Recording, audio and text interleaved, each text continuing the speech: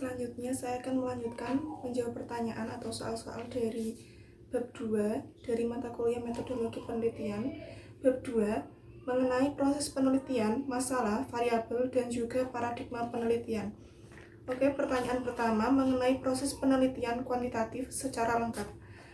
Pertama, pengujian instrumen, kemudian dilanjutkan dengan pengembangan instrumen dan populasi sampel, kemudian rumusan masalah, landasan teori, dilanjutkan dengan perumusan hipotesis, pengumpulan data, analisis data, dan yang terakhir kesimpulan dan saran. Dalam penelitian kuantitatif, masalah yang dibawa oleh peneliti harus sudah jelas. Setelah masalah diidentifikasi dan dibatasi, maka selanjutnya masalah tersebut dirumuskan. Rumusan masalah pada umumnya dinyatakan dalam kalimat pertanyaan. Dengan pertanyaan ini, maka akan dapat memandu peneliti untuk kegiatan penelitian selanjutnya. Kemudian hipotesis. Hipotesis yang masih merupakan jawaban sementara tersebut selanjutnya akan dibuktikan kebenarannya secara empiris atau nyata. Untuk itu, peneliti melakukan pengumpulan data. Pengumpulan data dilakukan pada populasi tertentu yang telah ditetapkan oleh peneliti. Kemudian meneliti. Meneliti adalah mencari data yang teliti atau akurat. Untuk itu, peneliti perlu menggunakan instrumen penelitian. Kemudian, setelah instrumen teruji validitas dan reliabilitasnya, maka dapat digunakan untuk mengukur variabel yang telah ditetapkan untuk meneliti. Instrumen untuk pengumpulan data dapat berbentuk tes dan non-tes. Kemudian, data yang telah terkumpul selanjutnya dianalisis. Analisis diarahkan untuk menjawab rumusan masalah dan hipotesis yang diajukan.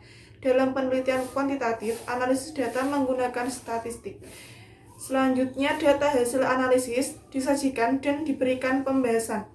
Penyajian data dapat menggunakan tabel distribusi frekuensi, grafik garis, grafik batang, pie chart atau diagram lingkaran, dan piktogram.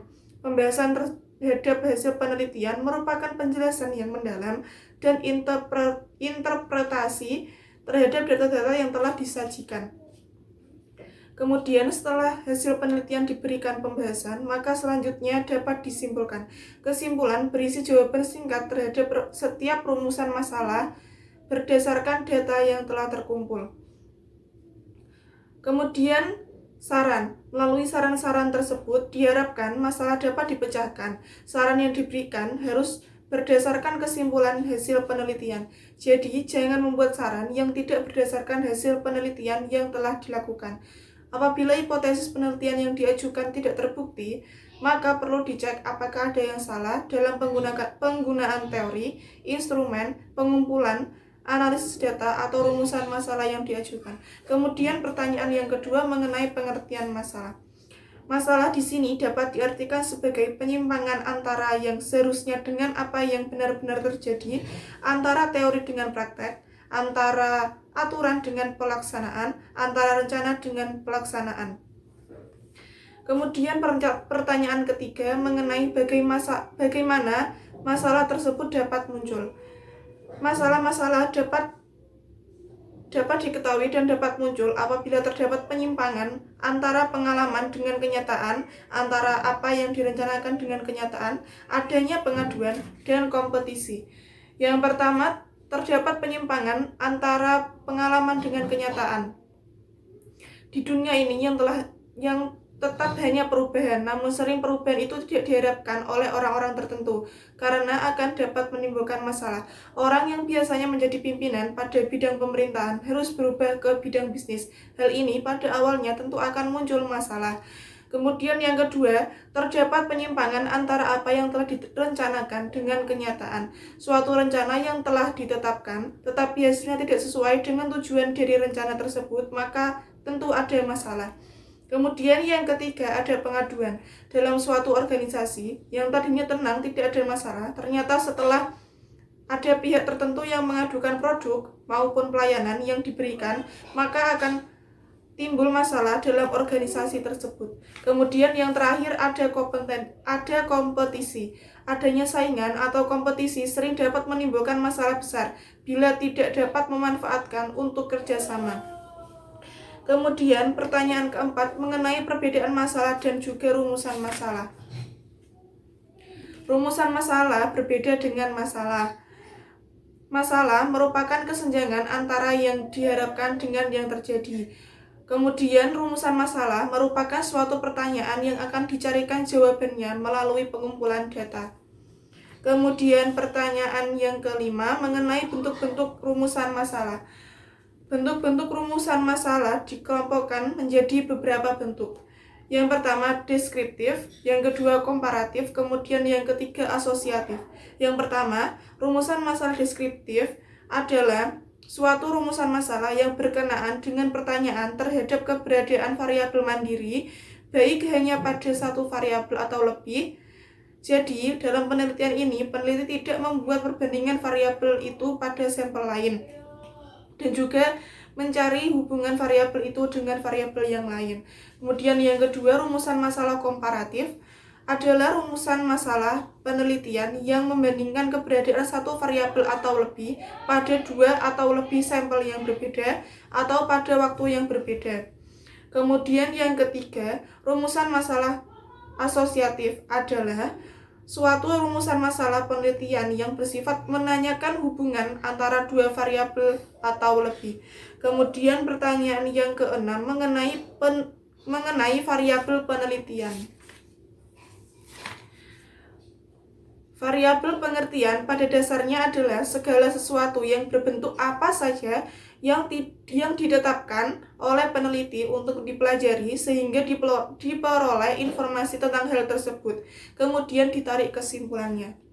Kemudian, pertanyaan yang ketujuh mengenai cara mengidentifikasi masalah. Cara mengidentifikasi masalah, pertama, dicari apa penyebabnya. Semisal adanya penyimpangan antara pengalaman dengan kenyataan, kemudian adanya penyimpangan antara apa yang telah direncanakan dengan kenyataan, kemudian apakah ada pengaduan, kemudian yang terakhir apakah ada kompetensi atau saingan dalam perusahaan atau organisasi tersebut. Kemudian pertanyaan yang ke-8 mengenai jenis-jenis variabel dan contohnya.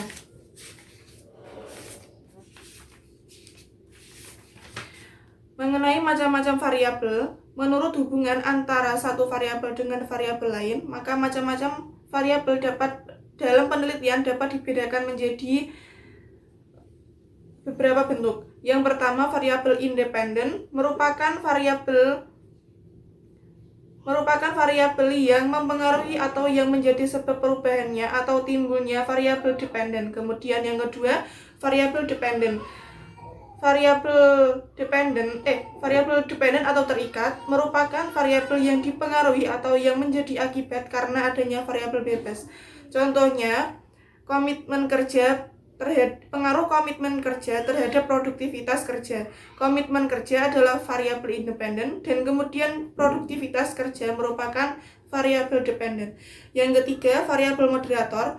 Variabel moderator adalah variabel yang mempengaruhi, memperkuat atau memperlemah hubungan antara variabel independen dengan dependen.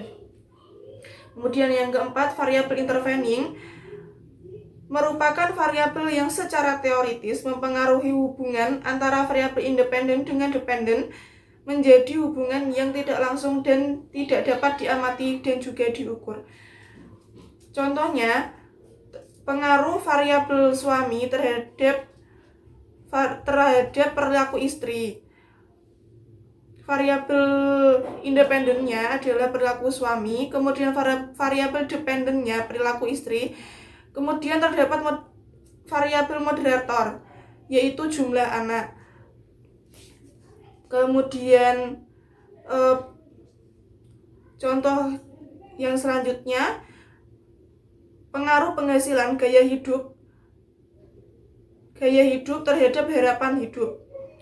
Di sini ada variabel moderator tambahan, yaitu budaya lingkungan tempat tinggal. Variabel interveningnya adalah gaya hidup. Kemudian yang kelima, variabel kontrol adalah variabel yang dikendalikan atau dibuat konstan sehingga pengaruh variabel independen terhadap dependen tidak dipengaruhi oleh faktor luar yang tidak diteliti. Contohnya, pengaruh jenis pendidikan terhadap keterampilan dan mengetik. Variabel independennya pendidikan, variabel kontrol yang ditetapkan sama, misalnya adalah naskah yang diketik sama, mesin TIK yang digunakan sama, kemudian ruangan tempat mengetik yang sama. Kemudian pertanyaan selanjutnya mengenai paradigma penelitian saya. Paradigma penelitian saya merupakan paradigma sederhana, yaitu variabelnya perceived value, corporate image, kemudian corporate social responsibility terhadap repurchase intention.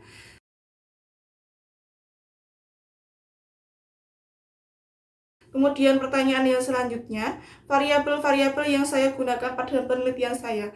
Variabel independennya, yang pertama perceived value, kemudian yang kedua corporate image, kemudian yang ketiga corporate social responsibility. Kemudian variabel terikatnya atau variabel dependennya repurchase intention.